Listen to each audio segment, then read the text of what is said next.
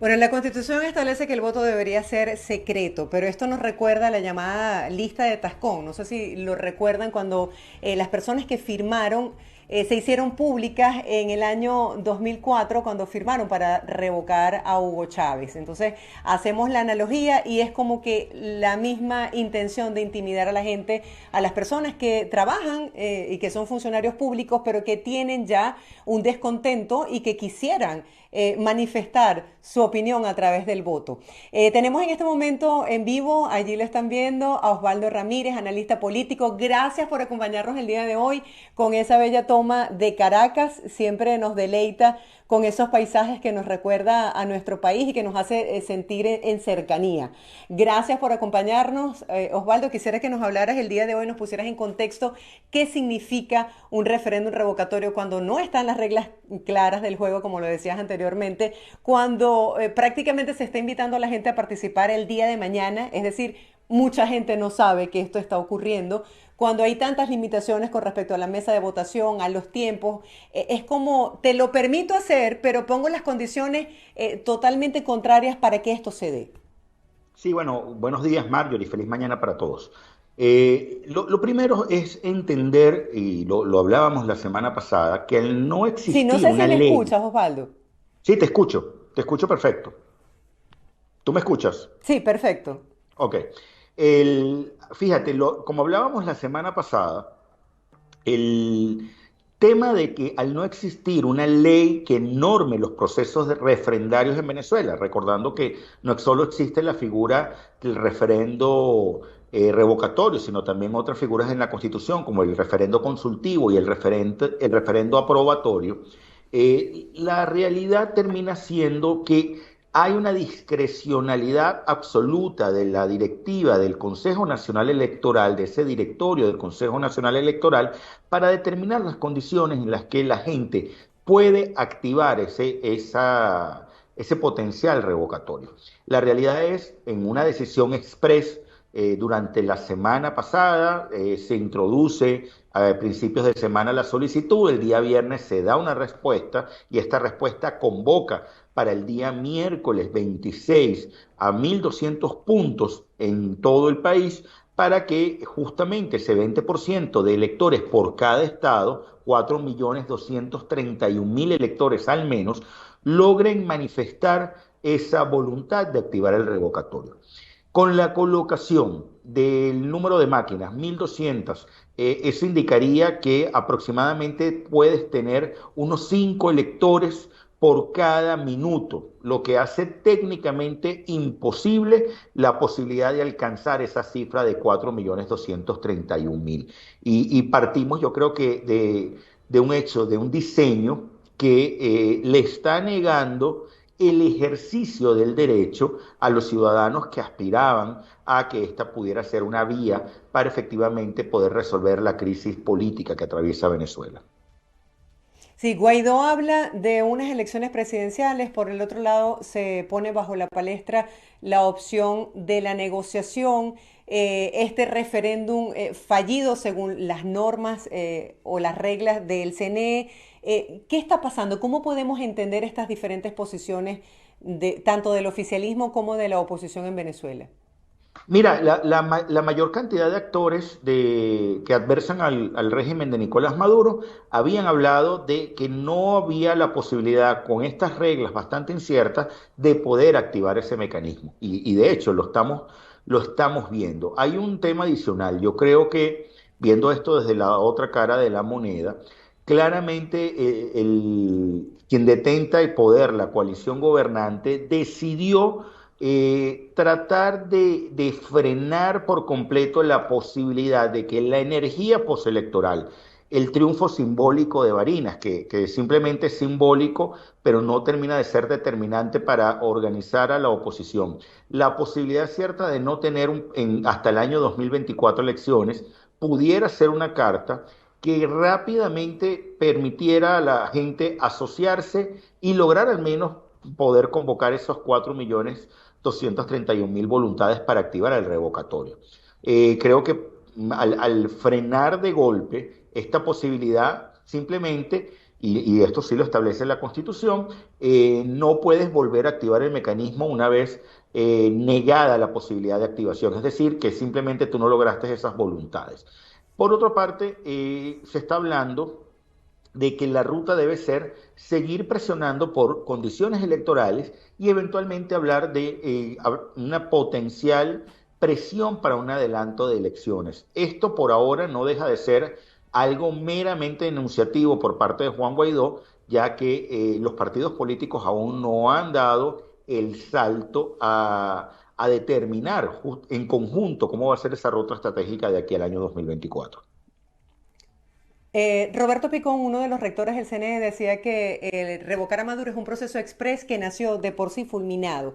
¿Por qué vemos que no se nota las posiciones de quienes adversan a Nicolás Maduro hablando de este tema? Es decir, salta la noticia de un referéndum, solo tres partidos minoritarios, entre esos Mover, están a la cabeza liderando esta opción. Luego ocurre todo esto hasta el llamado de Diosdado intimidando a la gente diciendo que se tiene que hacer públicos quienes firmen por este revocatorio y no vemos como la contraparte. ¿Qué está pasando?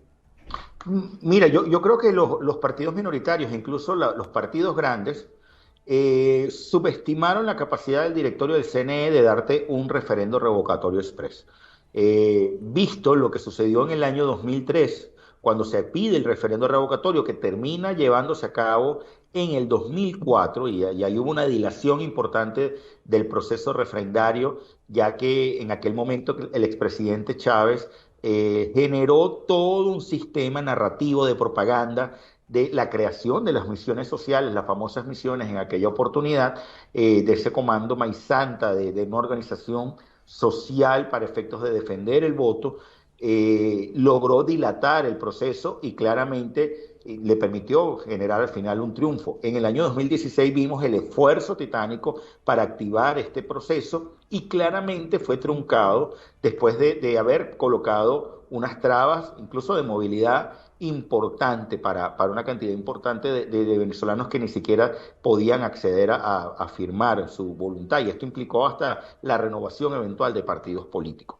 Visto, yo creo que esas experiencias pasadas, creo que subestimaron la capacidad del CNE de dar una respuesta rápida. Simplemente pensaron que iba a ser un proceso lento, que iba a permitir negociación a lo interno de la oposición para poder participar en ese proceso y además generar un proceso adicional, que era la narrativa y la persuasión al ciudadano para que se sumara a esta acción política. Asunto que obviamente no tienes ni la capacidad de decirles desde el viernes para hoy que el referendo o la potencial activación de firmas es el día 26. O sea, ni siquiera tuviste la posibilidad de publicitar tu opción política, la actuación política que deseabas o aspirabas de parte de los ciudadanos. Sí, es que siempre se dice que se necesita de una campaña previa informativa para decirle a los ciudadanos, bueno, tienen que planificarse y salir, porque entre el tema del COVID, de que no hay electricidad, de que no hay transporte, de que no hay gasolina, pues el venezolano tiene muchas dificultades que superar para poder participar en esta consulta. Mi pregunta es la siguiente, ¿cómo puede procesar, digerir el venezolano que quiere participar porque quedó demostrado en lo que ocurrió en Barinas, que quiere un cambio? Este tipo de cosas, un proceso express que ya nació fulminado, ¿esto no impacta en la psicología del venezolano a través de la frustración, de la falta de un líder, de una política, de una estrategia? Mira, lo que va a haber es de nuevo volver a dar un zarpazo a lo que era esa dinámica de que votando puedes alcanzar los cambios. Al justamente matar el mecanismo de la forma que lo hiciste con este proceso de ingeniería electoral, eh, desincentivas a una cantidad de gente. Probablemente vaya alguien a firmar, pero ese alguien que va a firmar es alguien hiperinformado que se tomó el tiempo de meterse en el sitio web del CNE, ver dónde podía acercarse y expresar su voluntad. Además que hay un incentivo. Ustedes al inicio de este segmento colocaban una imagen, un audio de un video del primer vicepresidente del PSV, Diosdado Cabello, en donde él decía que ellos se reservaban el derecho de solicitarle al CNE la identidad de estas personas que pidieron activar ese referendo.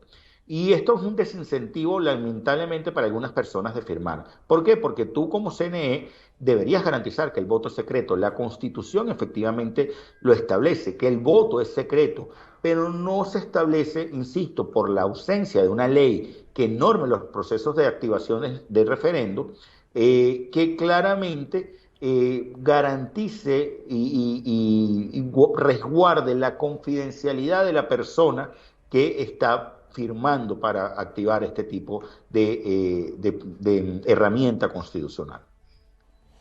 Hoy se está hablando de los derechos humanos y se dice que para la Unión Europea este es el tema de prioridad en el caso de Venezuela para este 2022. ¿Cómo ve este caso, estas denuncias de derechos humanos? Tenemos como para hacer libros y libros sobre casos y crímenes de lesa humanidad, pero ¿cómo lo ve usted? Bueno, hoy se está ya llevando a cabo ese examen periódico universal. El examen periódico universal en la ONU se sienta a cada Estado miembro en el banquillo y los Estados miembros, los otros Estados miembros, hacen un conjunto importante de preguntas. Esta es la tercera vez que sucede desde que se implementó este mecanismo. Para el caso venezolano, la última vez fue en el año 2016. Este mecanismo de este examen periódico universal es completamente distinto a la misión de determinación de hechos que de hecho ha estado acá en Venezuela por al menos un par de años y es completamente distinto al informe de la alta comisionada de la ONU para los Derechos Humanos, de la señora Michelle Bachelet. ¿Por qué hablamos de mecanismos distintos? Porque simplemente es una especie de interrogatorio, en algunos casos algunos países envían en avance las preguntas y se establece ver cómo fue el avance entre las recomendaciones dadas en el informe anterior, en el examen periódico universal anterior, y lo que efectivamente se está evidenciando a través de organizaciones de derechos humanos o la misma comisión, el alto comisionado de derechos humanos de la institución, de la ONU, o lo que efectivamente pueden estar observando las naciones de manera directa en materia de defensa de derechos humanos. Está justamente la vicepresidenta, la vicepresidenta ejecutiva está para responder estas preguntas, Delcy Rodríguez. Habrá que ver en lo que pase la sesión, que está por comenzar, son cerca de unas 3 horas que estará Venezuela sometida a este proceso de preguntas, cómo responde, porque sí hay una realidad y esa realidad es que para la comunidad internacional preocupa de manera importante esos procesos de violación sistemática de derechos humanos, atado a lo que ha determinado o los periodos que está dando la Corte Penal Internacional en relación con esas cadenas de mando en la responsabilidad de violación de derechos humanos, así como lo que han emitido justamente la misión de determinación de hechos o la alta comisionado. Es una realidad, es una preocupación que claramente le compete a esta nueva preocupación mundial de las naciones de cómo se respetan o no los derechos humanos en cada nación. ¿Se ha logrado algún avance? Porque Michelle Bachelet decía que no hemos logrado avanzar, pero cuando hablamos con los representantes de las ONG en Venezuela, nos decían que les han dado seguimiento al caso, que han reseñado muy bien todos estos casos para ser presentados ante la Corte Penal Internacional. Sin embargo, todo esto tiene un protocolo, tiene un proceso que muchas veces no avanza tan rápido como nosotros quisiéramos. Bueno, es una realidad, son procesos lentos, son procesos que implican no solo la documentación de casos, que es prácticamente el rol más importante de las organizaciones de derechos humanos acá en terreno, sino también implica la verificación posterior, la oportunidad de que el acusado pueda defenderse, además de entender que se están dando ciertos pasos. Te pongo un ejemplo. Esas ruedas de prensa que da el fiscal Tarek William Saab, en donde indica avances en materia de la fiscalía. Lo que estamos teniendo en esta oportunidad, en este momento, sobre la reducción del tamaño del Tribunal Supremo de Justicia de 32 magistrados a 20 magistrados. De hecho, en la sesión de la Asamblea Nacional electa en el 2020, uno de los puntos es el que se va a discutir hoy, es la conformación del comité de postulaciones judiciales. Estos pasos que parecieran no estar conectados entre sí, la realidad, están tratando de darle una respuesta a estos informes, a estas preocupaciones de la comunidad internacional y de las organizaciones internacionales en relación con el sistema de justicia en Venezuela. Gracias por ponernos en contexto sobre el tema de los derechos humanos y sobre el tema político en especial, porque teníamos muchas dudas con respecto a los últimos pronunciamientos de sectores de la oposición que no parecen tener como una especie de unidad. Entonces eso nos desconcierta a todos porque no estamos como viendo estrategias claras para afrontar la situación, en este caso lo del referéndum revocatorio, porque si no se logran recoger las firmas que se necesitan, entonces esto valida al oficialismo para decir que realmente la gente no está interesada en revocar el gobierno de Nicolás Maduro. Sí, bueno, pero es que son rutas diferentes. No todo el mundo estaba montado en el barco del referendo revocatorio. Es una realidad previa a la solicitud de que hicieran algunos grupos minoritarios durante la semana anterior. Yo creo que esto va o trasciende el referendo revocatorio, que no se logre generar una acción importante. Ojo, no hay forma de lograrlo, me permito aclarar eso. Para el referendo revocatorio este próximo miércoles no implica que se esté trabajando en formar una unidad más allá de lo que efectivamente se aspira, porque no es una unidad electoral, es una unidad estratégica, que es completamente distinta a lo que nosotros hemos visto en años anteriores. Y quizás esto pasa bastante fuera del foco de los medios de comunicación y de la opinión pública en general. Gracias, Osvaldo Ramírez, por acompañarnos el día de hoy desde Caracas, Venezuela, con su interesante análisis sobre la situación política de nuestro país. Hacemos una breve pausa, ustedes no se aparten, ya volvemos con mucha más información. Esto es Buenos Días, estamos en vivo por BPI TV.